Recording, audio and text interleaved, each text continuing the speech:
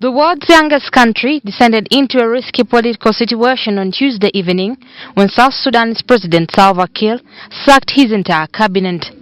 The country has been facing monumental challenges since gaining independence in July 2011, including disputes with Sudan in the north, domestic clashes among ethnic groups, and an ongoing economic crisis. But the latest blow came with all 29 cabinet ministers and their deputies being removed from office.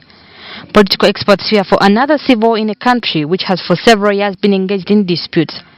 According to Dr. Tango Doi, even though Salva Kiir has a constitutional right to reshuffle his government, the mass suspension might not yield positive results.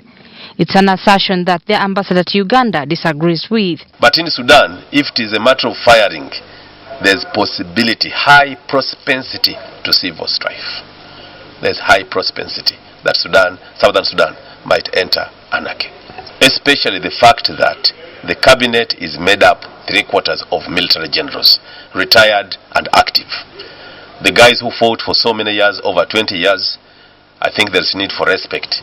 But again, it is the prerogative of that particular country to decide whether it is in the interest of the people to relieve all the cabinets, because in this situation it's not only the cabinets that are absolutely relieved by the president.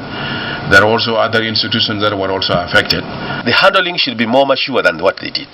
Even if he wanted the cabinet members reshuffled, I think the trend should have been to do it gradually. Back home here in Uganda, for the South Sudanese nationals, they are in support of the cabinet reshuffle and also the firing of the deputy president. They say this will lead to development in their country. Education is not up to date, that's why we're here. And then roads are not well constructed. So we need that. It's going to bring a good people who are going to be a good ministers. They want to overthrow the government. But as a new nation, we don't want that thing to happen right now. It's like we can leave, even though the government is not working good, we can still move forward and then we wait for the next election to change our president, but not yet now. South Sudan was formed when it split from Sudan following decades of conflict. The South had long suffered under the regime of Omar el-Bashir, who holds power in Sudan's capital city of Khartoum. A former anti-Khartoum rebel group called the Sudan People's Liberation Movement, or SPLM, has been South Sudan's ruling party since independence in 2011.